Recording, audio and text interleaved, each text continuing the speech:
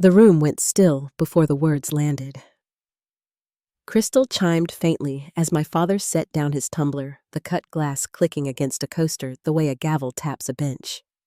Rosemary and beef hung in the air, rich and heavy, and the chandelier washed the mahogany table in gold. He didn't raise his voice. He simply leaned back at the head of the table, met my eyes like a verdict, and said, "You're the most useless child we have." The clock in the hallway ticked once. My napkin softened under my fingers, damp where I'd been pressing it into my palm. Across from me, my mother's pearls lay quietly at her throat as she took a long breath and looked down into her wine. My older sister adjusted the cuff of her blazer, the one she wears after long shifts at the hospital, as if the fabric needed rescuing. Zoe's phone face down beside her plate vibrated and stilled. Somewhere in the kitchen, a pan hissed and then went silent, the housekeeper waiting in a doorway she would not step through. I had expected the usual questions disguised as concern. The small, needling the quick pivot back to their successes. I had even rehearsed how to answer. What I had not prepared for was the knife dressed as plain truth. Before I go on, tell me where you're listening from down in the comments. And if you've ever sat at a table where love felt like a contest, you couldn't win, hit that like button, share this with someone who needs it, and make sure you're subscribed so you don't miss the rest of this journey. To understand how that dinner changed everything, you need to know how a long, polished table can turn a daughter into a measure. I'm the middle child, Hillary, the one seated at the far end. Our family lives by ritual. Sunday dinners at my parents' Colonial in Newton start at 6:30 sharp, no matter the weather, no matter who's on call, no matter who's late at the coffee shop where I pull shifts to pay for paper and ink. The driveway is always a parade of quiet prosperity. My aging Honda tucked beside my sister's bright Tesla. The new Audi my parents gifted Zoe for graduation already pointing toward a life mapped in advance. Inside, everything is deliberate. The lawn trimmed to a ruler's edge.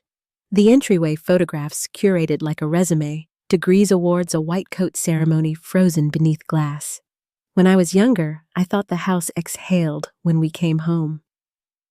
Now I know it holds its breath and waits to see who qualifies.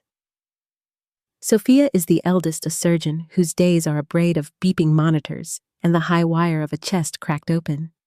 She carries her competence like a steady flame, and the room warms to it.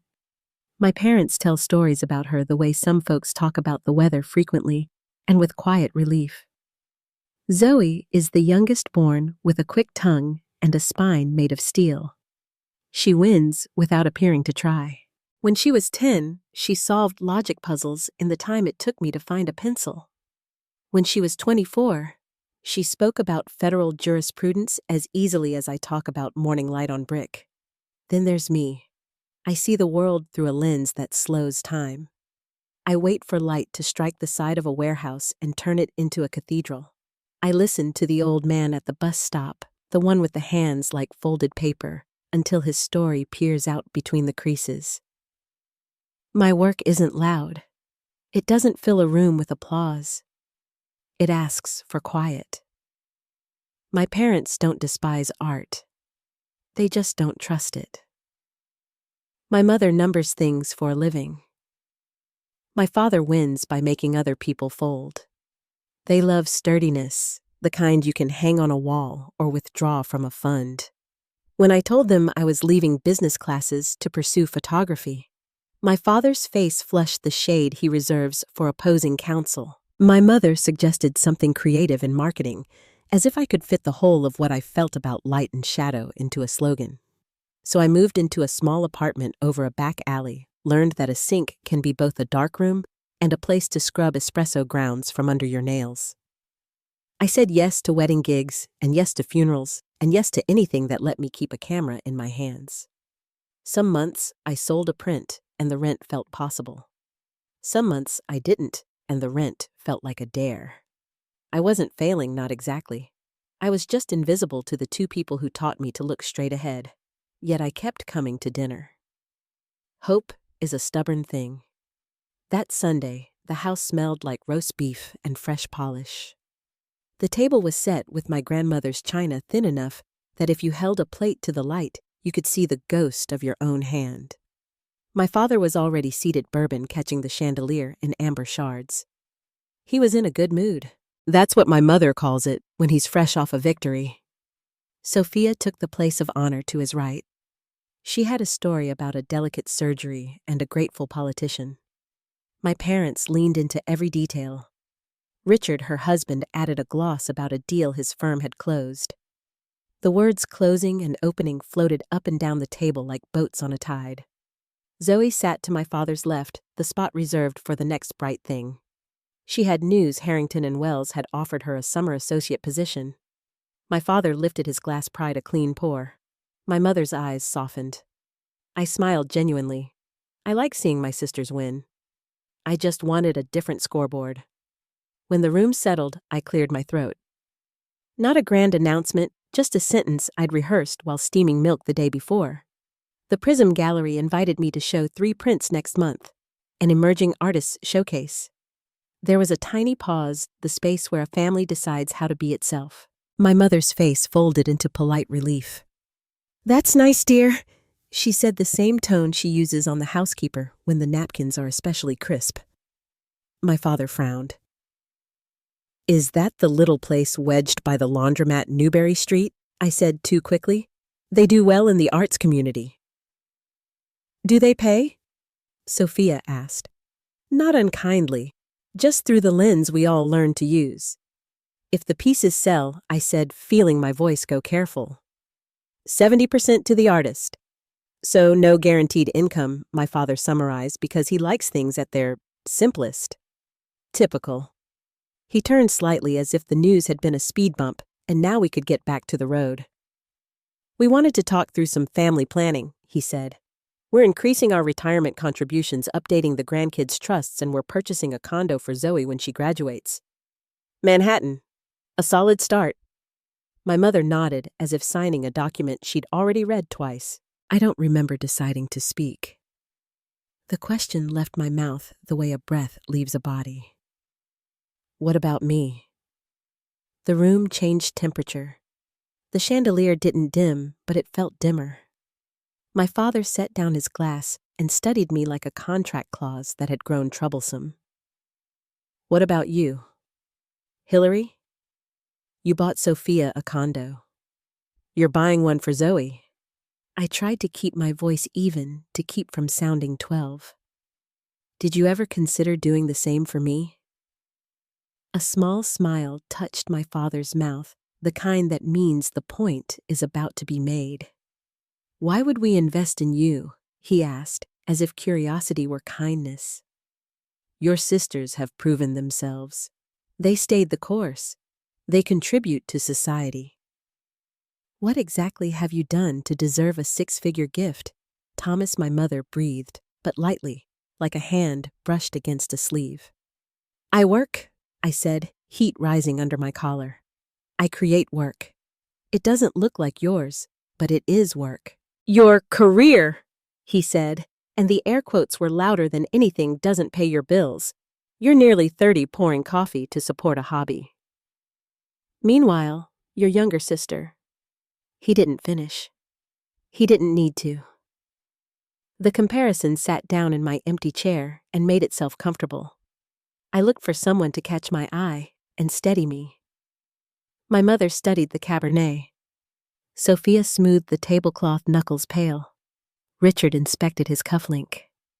Zoe's mouth tipped, then tightened like a smile that had remembered its manners. My father leaned in, not unkindly, not loudly, just final. "You're the most useless child we have," he said. "A disappointment from the day you walked away from what we gave you. Sometimes when people tell you who they are, a curtain falls and the room you have always lived in reveals a different stage. The walls did not change. The house did not shrink or grow. But I saw where the chairs were placed and who they faced. I saw my own seat at the far end, the one easy to overlook when the stories ran long. I didn't shout. I didn't argue. The urge rose. Every exhibit I had hung, every portfolio I had mailed, every dawn I had chased up a fire escape and watched the city bloom silver. All the proof lined up like photographs on a contact sheet. But I could feel the familiar trap springing shut. Defend yourself and you accept their terms. Prove you matter and you confess you doubted it. So I did the smallest thing I had, which felt like the biggest. I folded my napkin. I placed it beside a plate that had barely held my appetite. I reached for my water and took a slow, steady drink. The glass left a ring on the runner, a pale circle that would fade by morning. "Thank you for dinner," I said, quiet enough that the words belonged to me. My mother's fork tapped porcelain. Sophia looked up, startled by something she could not diagnose. Zoe's hand twitched toward her phone, then stopped. I stood. The chair legs made a soft scrape on the hardwood, the kind of sound that can be forgiven as clumsy if everyone decides it was an accident. My father's jaw worked as if a sentence had arrived and lodged halfway out. He didn't speak. In the foyer, the grandfather clock ticked in a gentler register. The mirror gave me back a face I half recognized, calm, pale, not broken. On the hall table sat my purse, my keys, the small life I carry around in a soft leather shell. I left them where they were. I didn't want the weight. I didn't want the sound of keys in my hand to feel like permission. I reached for the front door, fingers resting on the cool brass of a handle my father insists on polishing himself. For a breath, I stood very still, listening to the house that raised me. Cutlery, glass, the muffled voice of a man who liked outcomes neat. The porch light threw a soft oval on the brick. Beyond it, September waited cool and wide. The night smelled like wet leaves and the first hint of wood smoke from a neighbor who starts too early every year.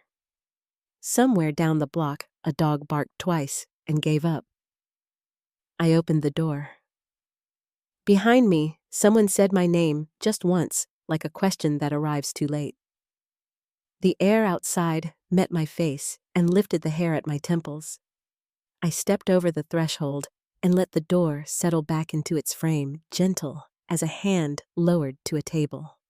I stood on the top step for one long heartbeat and looked at the dark lawn and the street beyond, a narrow ribbon that might lead anywhere. I didn't have a plan. I had a choice, and that was the first real thing I'd owned in a long, long time. The air outside carried the faint sweetness of damp leaves. I stepped down the porch stairs without a sound, my shoes brushing against the edge of the walkway, and the stillness of the street wrapped around me like cool fabric. The houses were quiet, every window lit with the kind of warm light that means safety, or at least the appearance of it. I walked past trimmed hedges and parked cars, past mailboxes lined like soldiers, until the familiar rows of homes gave way to the quiet stretch of shops at the edge of Newton Center.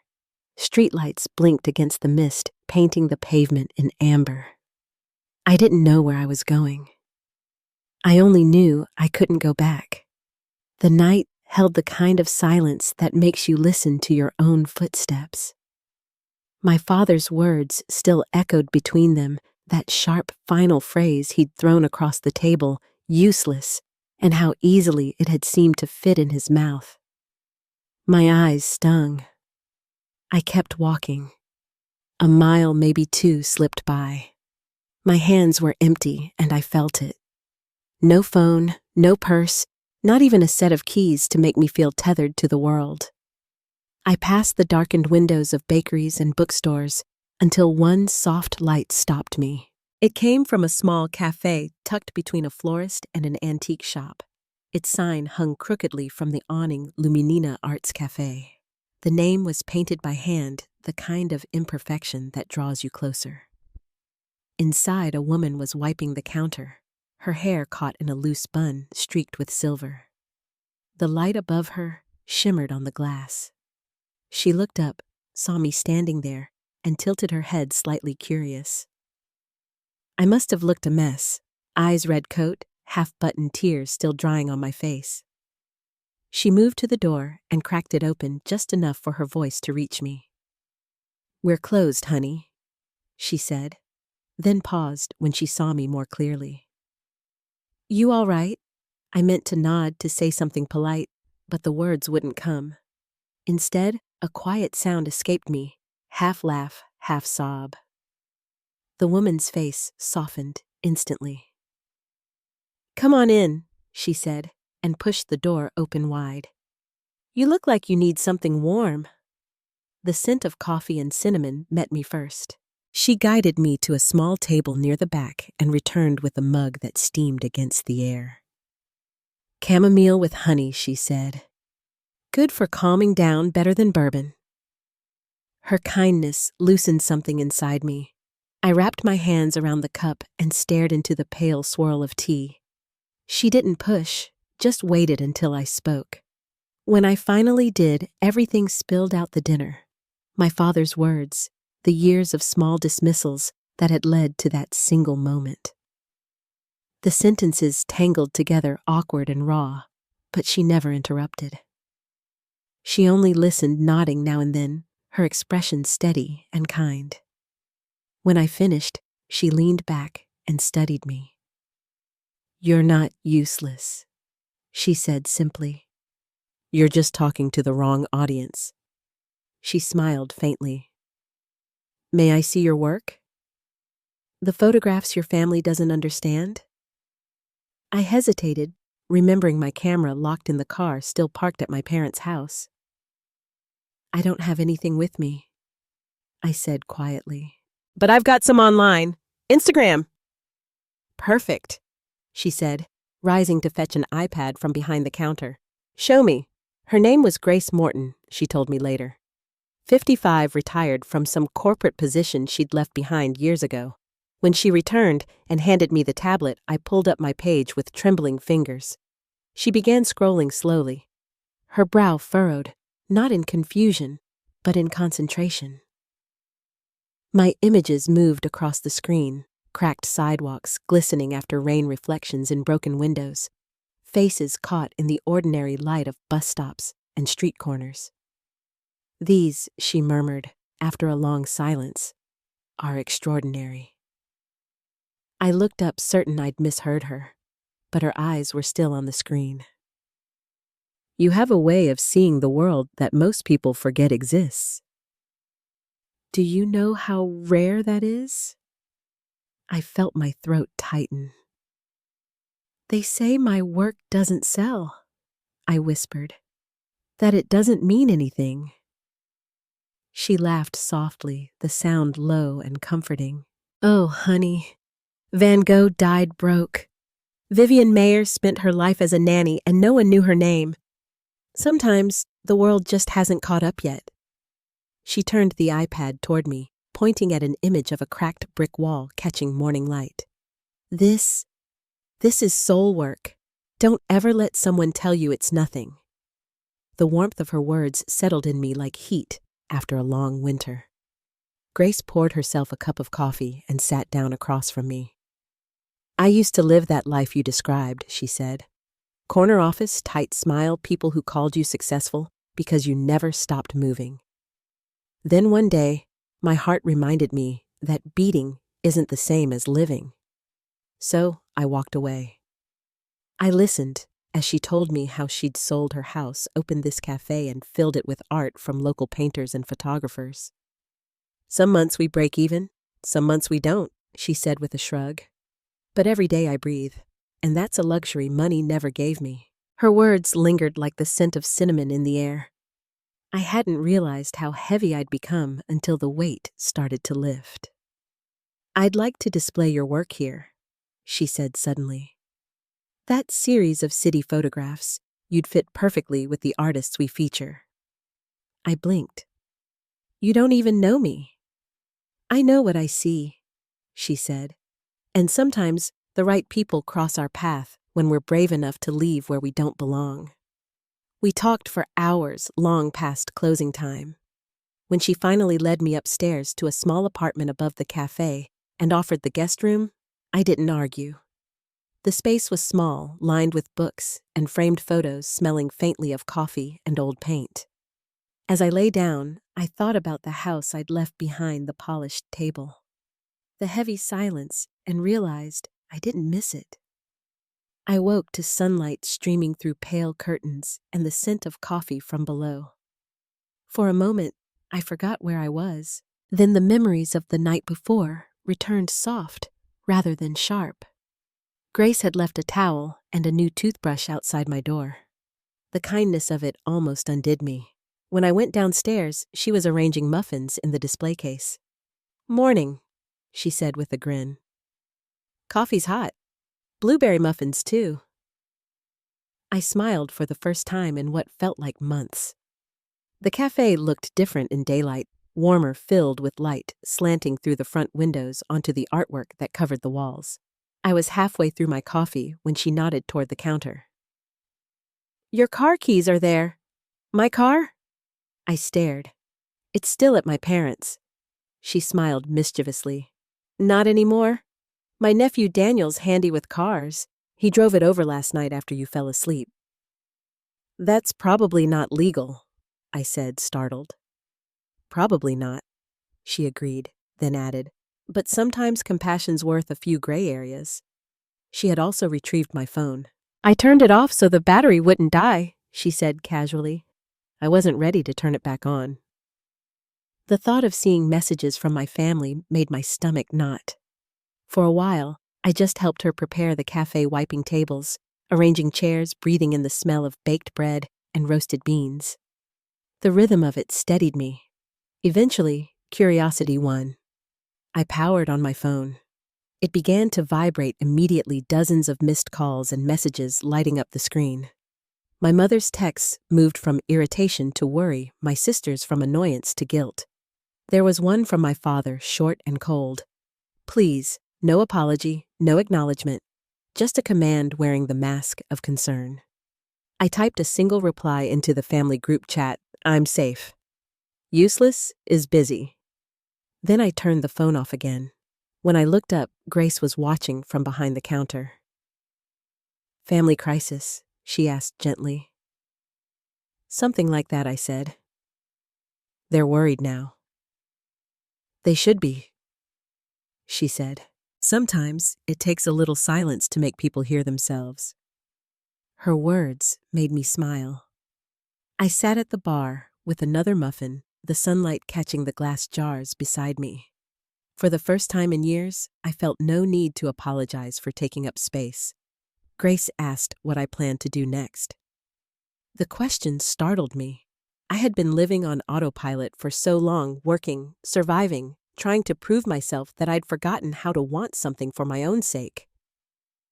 "I don't know," I admitted. "I should probably go back to my apartment. Maybe to work." "Or maybe not," she said. "You walked away from something that was crushing you. That changes a person." I didn't know then that across town my family was unraveling. My mother had gathered everyone at the house, pacing between rooms. My father alternated between anger and guilt, insisting I was overreacting. Sophia confronted him for the first time, telling him exactly how cruel he'd been. Zoe, quiet in a corner, scrolled through my photography page on her phone, seeing images she'd never bothered to notice. My absence had become its own kind of mirror, reflecting everything they'd ignored. But I wasn't there to witness it. That morning, I stayed in the cafe and helped Grace open for the day.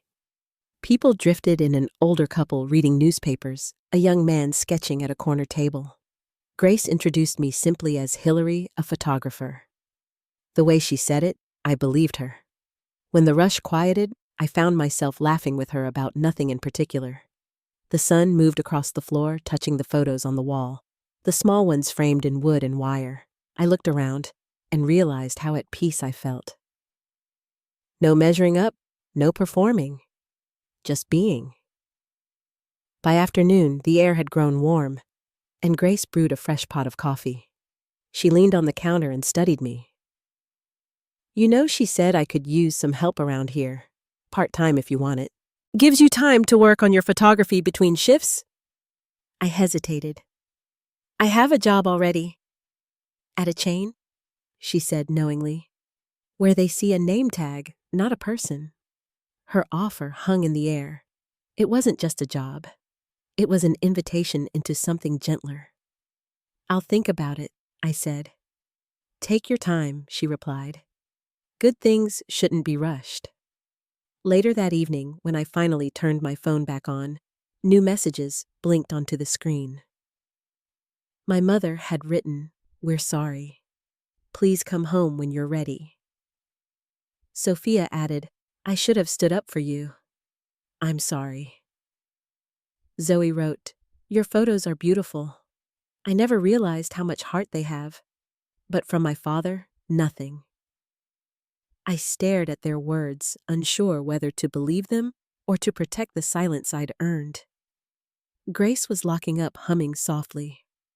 I turned the phone off again and slipped it into my pocket. Outside, the sun was setting behind the buildings, streaking the sky in deep gold. I stood at the door of the cafe for a long moment, the air smelling faintly of coffee and rain. Somewhere, the world I'd left behind was waiting. But for now, this little corner of light was enough. I didn't know what would happen next. I only knew that for the first time in my life, I felt free to find out. The next morning began quietly, the kind of morning that felt suspended between endings and beginnings. Light streamed through the cafe windows, catching the edges of the framed photographs on the walls. Grace was already behind the counter, humming softly as she poured coffee into 2 mugs. She handed one to me without a word, her eyes smiling over the rim of her cup. I had slept in the little guest room again. Something about that space, small, warm, lined with books and art, had steadied me. The night before, I'd watched the city lights flicker through the window and realized I wasn't afraid anymore. I didn't know what came next, but for the first time in years, that uncertainty didn't feel like failure. It felt like possibility. As the cafe opened, I slipped easily into the rhythm of helping. Wiping tables, arranging pastries, greeting the first customers who wandered in with sleepy smiles. By noon, the air was filled with the scent of cinnamon and roasted beans, and I found myself laughing with a regular named Mr. Hall, who came in every morning with his newspaper and dog-eared crossword book. Grace watched from behind the counter, her expression half amusement, half approval. "You fit in here," she said later as we restocked cups. "It's like the cafe's been waiting for you." Her words made me pause. "Maybe it's just because it's quiet," I said. "Quiet feels safe right now." She shook her head. "It's more than that. You belong to the kind of place where people see you." The thought stayed with me as the day stretched on. In that small space filled with chatter, I realized I hadn't once felt the heavy weight of trying to prove anything. No comparisons, no expectations, just work and kindness. That evening, after the last customer left, Grace poured 2 small glasses of red wine and sat down at the corner table. "Tell me about your photography," she said. "Not the business side, the part that keeps you up at night." I hesitated, unsure where to begin. "I think I've always tried to find meaning in things most people overlook," I said finally. Light on a cracked wall, weeds growing through concrete faces that tell quiet stories. I like moments that remind me the world is still soft somewhere. Grace nodded slowly. "Then you're exactly the kind of artist this city needs." She disappeared into the back room for a moment and returned with a sleek camera wrapped in a soft cloth. "This belongs to a friend of mine," she said. "He's traveling in Europe for 6 months and told me to lend it to someone who'd use it." She placed it in my hands. Consider it borrowed. The weight of it felt both foreign and familiar. "Grace? I can't." "Yes, you can," she said, smiling. "Just promise me you'll use it." The next morning, I stepped outside with the borrowed camera hanging from my neck. The air smelled like rain, even though the sky was clear. I wandered through side streets and alleyways, capturing the way sunlight slid between buildings and turned puddles into mirrors. I stopped to photograph a small garden behind a laundromat where someone had planted tomatoes in paint cans. Each click of the shutter felt like breathing again. When I returned to the cafe that afternoon, Grace was hosting a gathering of local artists, painters, sculptors, writers, people whose clothes carried the scent of clay and turpentine. She pulled me into the circle as though I'd always been part of it. "This is Hillary," she said proudly. "A photographer with an eye for the soul of the city." The introductions flowed easily. Among them was a tall, silver-haired man with kind eyes and flecks of paint on his hands. "Oliver Reese," he said, shaking mine. "I run a small gallery on Harrison Avenue. You should come by sometime." Grace grinned. "Oliver, you need to see her work. It's something special." Later, after most people had gone, Oliver asked if he could look through the images on my camera. I hesitated suddenly, self-conscious, but handed it over. He scrolled slowly, pausing now and then, the corners of his mouth tightening in concentration. "You see things differently," he said after a while. "The way you frame the ordinary, it's alive. There's story in every shot." He looked up at me. "I have an exhibition next month called Hidden City. Your work would fit beautifully." I almost laughed. "You're serious?" "Completely," he said. "Bring me your portfolio tomorrow. We'll pick the pieces together." When he left, Grace squeezed my shoulder. "See," she said. "The world notices when you stop hiding from it." That night, lying in the guest room, I stared at the ceiling and let the quiet settle in. The idea of my work hanging in a gallery felt unreal. For years, I had been told that art was nothing but a pastime, that it didn't count. And yet here were strangers who saw it, who saw me without needing to measure or explain. The next day, I went to Oliver's gallery. It was small, white-walled, filled with the clean scent of varnish and new paint. He spent nearly 2 hours with me studying my photographs as though they were maps. In the end, he chose 8 pieces for the upcoming show. "We'll need them printed and framed within 3 weeks," he said. "Can you manage that?" I nodded, though I had no idea how I'd afford it. The cost of printing and framing would be more than a month's rent. Back at the cafe, I told Grace about the opportunity and my worry. She didn't hesitate. "I know a framer named Marco who owes me a favor," she said. "And there's a printer at Boston Print House who gives us discounts for local artists. I'll make some calls." Her generosity brought a lump to my throat. "I don't know how to thank you." "You'll pay it forward someday," she said. "That's thanks enough." The next days blurred into a kind of quiet frenzy. Between morning shifts at the cafe and evenings spent editing and preparing prints, I hardly noticed time passing. Grace's friends dropped by to help with framing choices and offer advice. For the first time, my life felt full in the right way. Not busy, not frantic, just alive. Oliver stopped by the cafe twice to check on my progress. On one of those visits, he introduced me to a man named Lucas Weber, a journalist with the local arts magazine. Lucas had thoughtful eyes behind tortoiseshell glasses and a small notebook he carried everywhere. "I'm writing a feature on the exhibition," he said, shaking my hand. "Would you be willing to talk about your work?" We sat in the corner booth with coffee, and he asked questions that cut deeper than technique. "There's a sense of solitude in your photographs," he said, "even in the city scenes. Where does that come from?" I paused, feeling the question settle between us. "Maybe from always being in a crowd, but never quite belonging," I said quietly. He nodded, writing something down, then looked up again. "Would you be open to sharing a bit of your story? What led you here?" I hesitated. The thought of my family, of that dinner table, still made my chest tighten. But part of me knew that silence had protected the wrong things for too long. "I'll think about it," I said. That evening, I told Grace about the interview. She listened while wiping down the counter, her expression unreadable. When I finished, she said softly, "It's your story to tell, or not tell. But sometimes, when we share the truth, we set other people free too." Her words stayed with me as I lay in bed that night. I thought about all the people who might be living smaller lives because they'd been told their dreams didn't matter. Maybe telling the truth wasn't about revenge at all. Maybe it was about giving shape to the pain so it couldn't keep festering in the dark. The next morning, I called Lucas and told him yes. We met again that afternoon, and I told him everything: the dinner, my father's words, the years of quiet dismissal.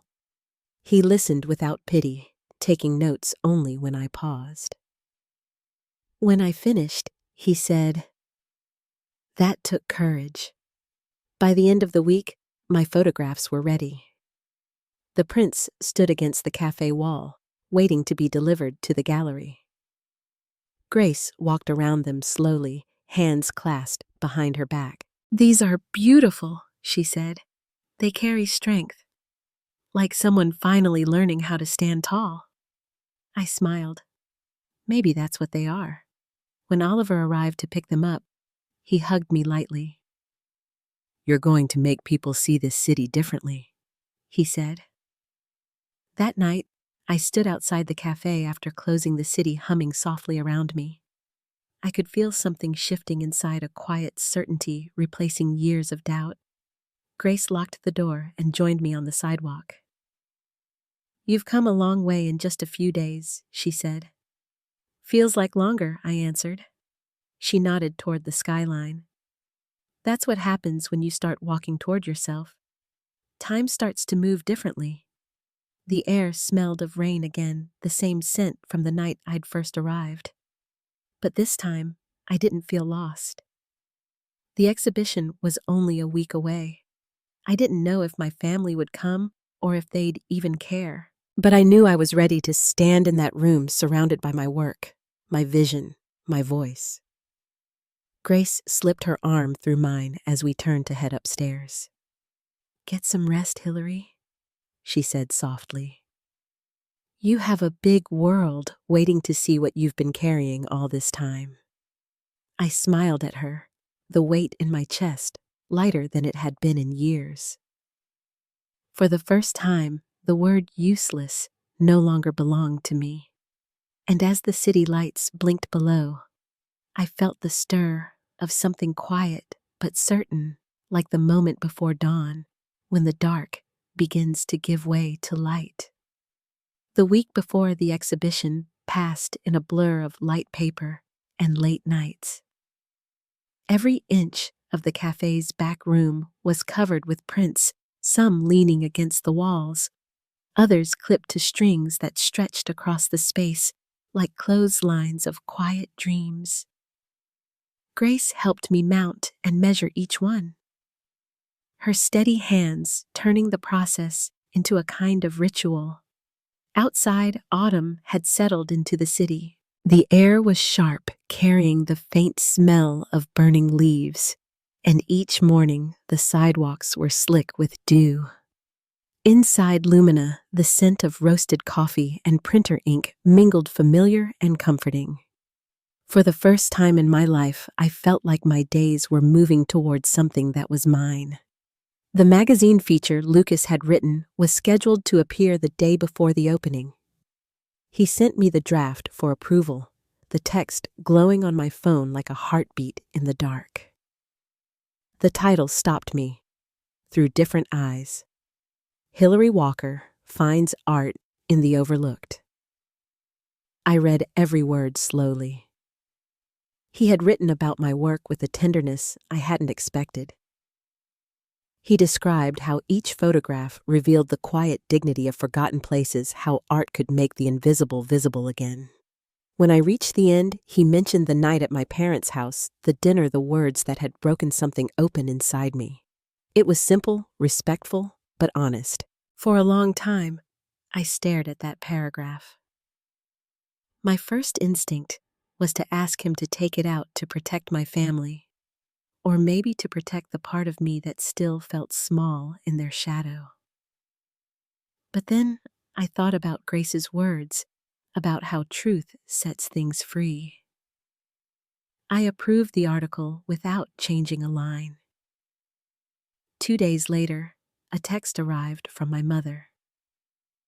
"We will be there, all of us. Thank you for the invitation."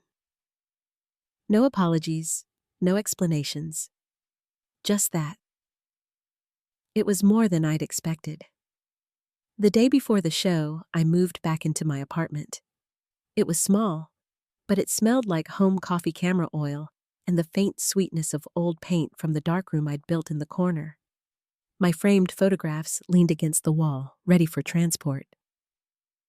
I stood there for a moment, taking in the quiet, realizing how far I'd come from the woman who had walked out of her parents' house with nothing but the clothes on her back. The morning of the exhibition arrived clear and bright. I dressed carefully, choosing a simple black dress and the silver necklace my grandmother had given me years ago. The one piece of family history that had ever felt like mine. When I arrived at the gallery, Oliver was already there, fine-tuning the lighting. My name was printed in clean white letters on the program Hillary Walker Urban Landscapes. Seeing it felt like touching proof that I existed. By 7, the room was alive with voices, the scent of fresh paint and champagne mingled with soft jazz floating from hidden speakers. People moved slowly through the space, pausing to study the photographs, old brick buildings washed in morning light reflections of strangers in rain-streaked windows, a lone bicycle beneath an overpass at dusk. Each image was a piece of the city that had once made me feel invisible, now glowing under careful light. Grace arrived first, dressed in navy, with a silver scarf that shimmered when she walked. She hugged me tightly and whispered, "Look at you. You did it." Behind her came several of the cafe regulars, their familiar faces grounding me in the swirl of strangers. Lucas appeared not long after, notebook in hand, offering a small bouquet of wildflowers. "You ready for the storm?" he asked, with a quiet smile. "As ready as I'll ever be," I said. I was talking with him when I saw them, my parents standing just inside the door. My mother's hands clasped in front of her, my father's posture, careful, almost humble. Sophia and her husband came next, both a little stiff, but trying to appear at ease. Zoe trailed behind them, holding a small gift bag. The sight of them sent a shiver through me, some mix of nerves, memory, and disbelief. They didn't rush forward. They simply stood there, unsure how to approach. Lucas noticed the shift in my expression. "Your family?" I nodded. He offered to give me space, but I shook my head. "I need to do this." I walked across the gallery floor past strangers holding champagne glasses until I stood in front of them. My mother was the first to move, stepping close enough to touch my arm. Her voice was soft. "Hillary, we've been so worried." I nodded, not trusting myself to speak. "Thank you for coming," I managed finally. "The exhibition will be open for a few hours. Please look around." My father said nothing. His gaze drifted over the photographs on the wall, the prints framed in black wood and clean glass. My mother lingered near one, her expression thoughtful. Sophia murmured a quiet, "Congratulations," while Zoe's eyes moved from piece to piece, her mouth slightly open. The centerpiece of the show hung at the center of the main wall. Empty chair. I had taken it months ago in my parents' dining room, the long table gleaming beneath afternoon light, my usual seat at the far end left untouched. It was both absence and presence, a photograph that held every silent dinner I'd ever endured. Beside it, Oliver had placed a framed copy of Lucas's article. Visitors stood reading, whispering softly, glancing between the text and the image. When my family reached it, I saw my mother's hand tremble slightly. My father stood motionless, his jaw tight. I turned away, not wanting to see more. Across the room, Grace caught my eye and nodded a small, steadying gesture. An hour later, as the crowd began to thin, Oliver approached me with a quiet smile. "Someone just bought empty chair," he said.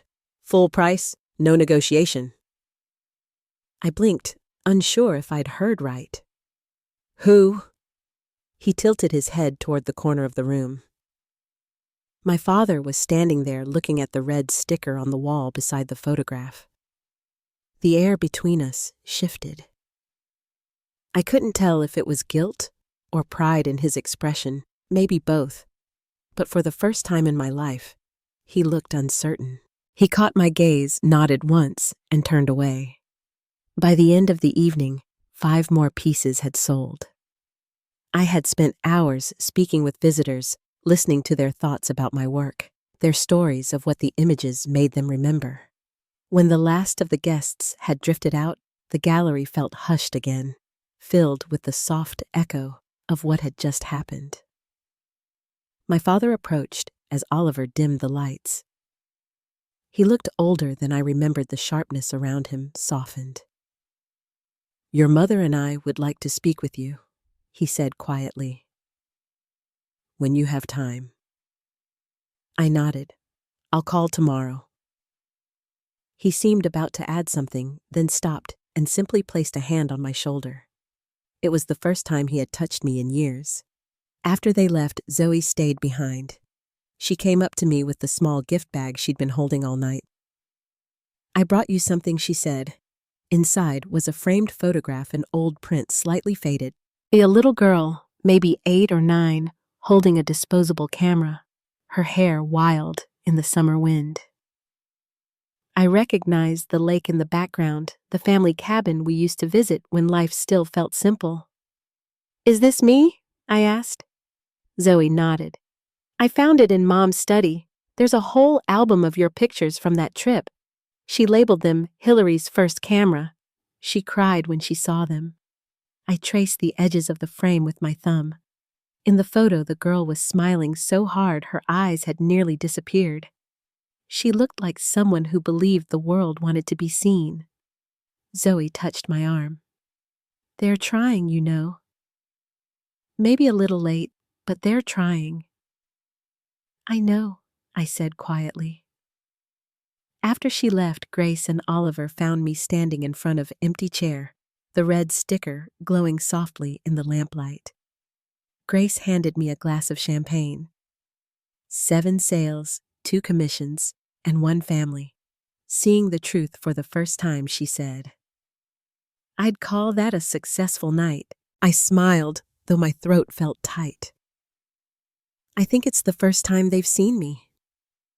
"That's what art does," Oliver said. "It forces people to look where they never thought to." When I finally returned to my apartment, the city was asleep. I set the childhood photograph on my desk beside my camera. The image caught the dim light from the street outside, the little girl frozen mid-laugh. For the first time, I didn't feel the need to prove anything to her. I stood at the window, the cool air pressing softly against the glass, and let the quiet settle around me. My phone buzzed once, a text from Lucas. "Congratulations on a stunning debut. This is just the beginning." I smiled to myself, the kind of smile that comes from somewhere deep, almost forgotten. Tomorrow, I would call my parents. Tomorrow, I would begin that long, careful conversation. But tonight, I let the silence fill the room, calm and steady.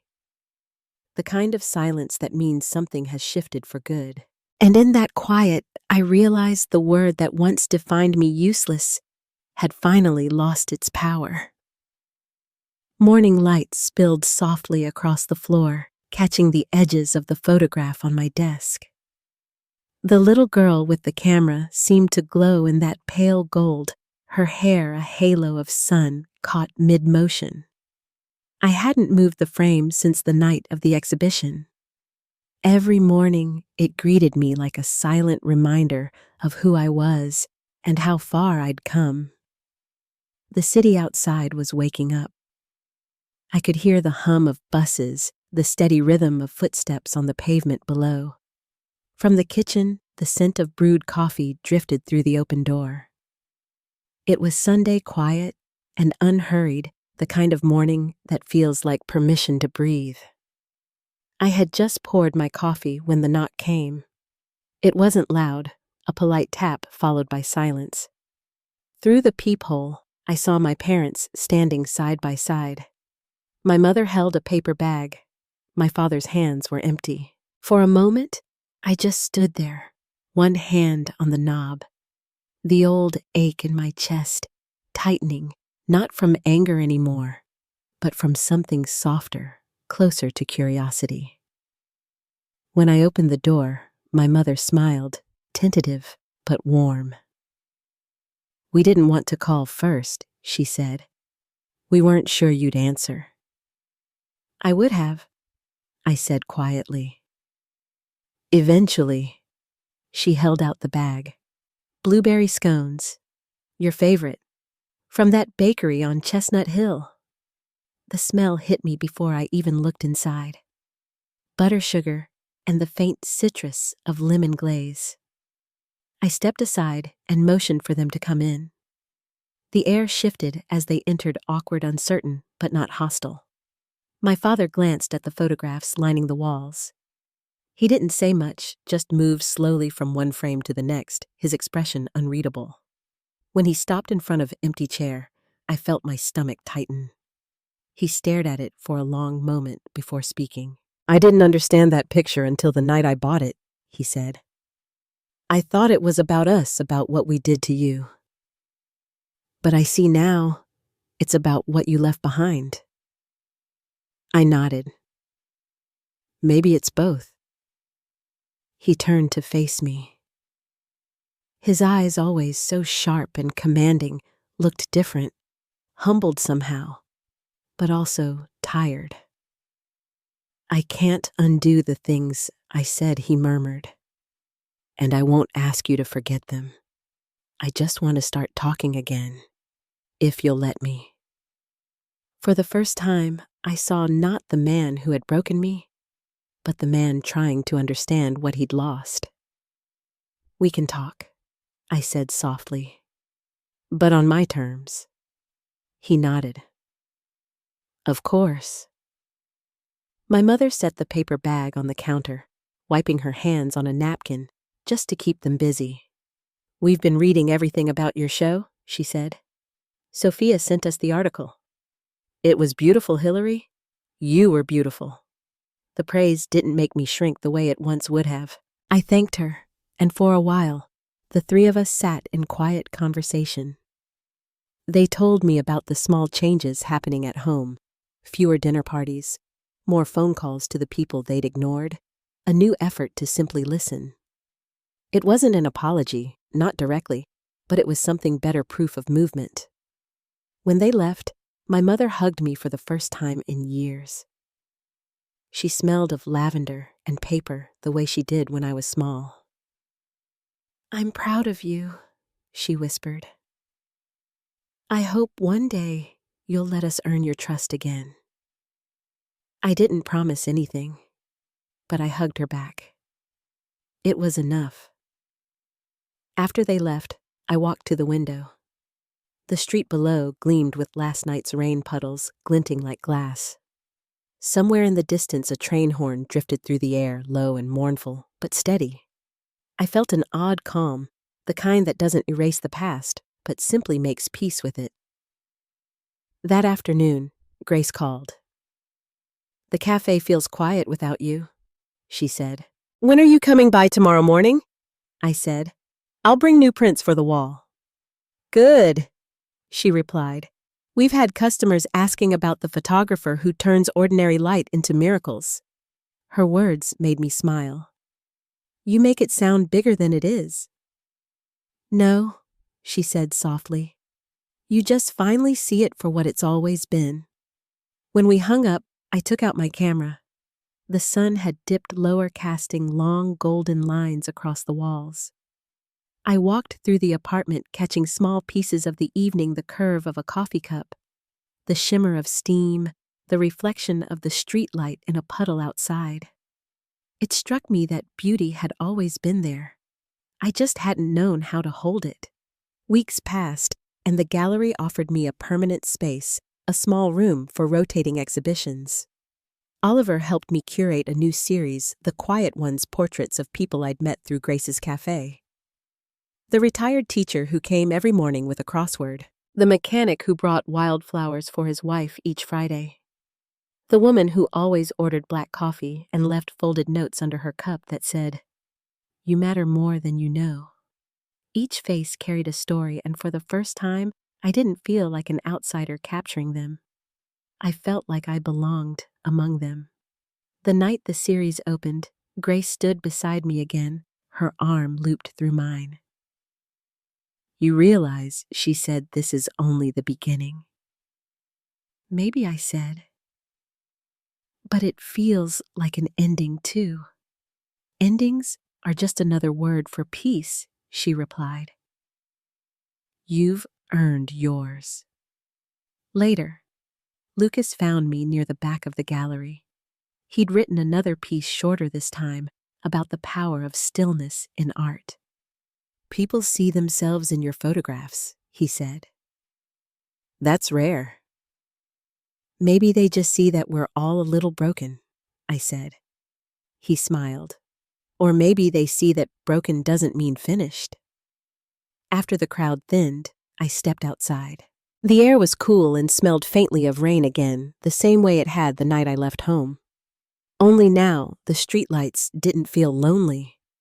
They felt alive, humming softly the way cities do when they've stopped being strangers. I walked a few blocks to the cafe. Grace had left the lights on for me, and through the window I saw my first photograph, still hanging by the counter, rain on glass. It was small, unassuming, but I'd kept it there on purpose. It reminded me of where everything began.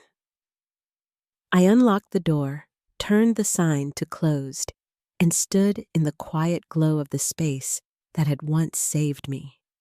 The chairs were stacked neatly, the smell of coffee lingering in the air. I walked to the window and watched the reflection of the city lights ripple across the glass. It struck me that life didn't have to be loud to be full. Sometimes the quiet carried everything you needed to know. On the counter sat a small envelope addressed in my father's handwriting. I hadn't seen it earlier. Inside was a check made out to Lumina Arts Fund, a donation to support young artists in the city. Beneath it, a short note. For the ones who just need someone to see them. Love, Dad.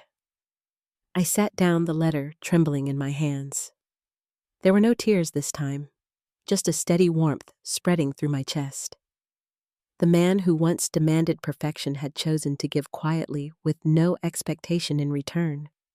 Maybe that was his way of saying sorry. Maybe it was enough. I placed the letter beside the cash register and looked up at the photograph on the wall, the one of me as a little girl holding her first camera. For the first time, I saw her not as someone who had to prove her worth, but as someone who had always known it deep down. She had just been waiting for me to remember. The street outside shimmered under the soft light of evening. Somewhere, a bell from a nearby church rang the hour, each chime rolling out like a heartbeat through the night. I turned off the lights, locked the door, and stepped out into the cool air. The city smelled like rain and fresh beginnings. As I walked home, I thought about how strange it is the way healing doesn't arrive all at once, but in small, steady breaths. A photograph, a conversation, a quiet act of kindness. Each one, a piece of the same light. Peace, I realized, isn't loud or dramatic. It's just the moment you stop needing to be understood and start choosing to live anyway.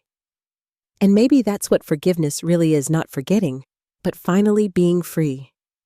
If this story found its way to your heart tonight, tell me where you're listening from down in the comments. And if you've ever had to build peace from the pieces someone left behind, share this story with someone who'll understand. Until next time, take care of your quiet places. They're where the light finds you.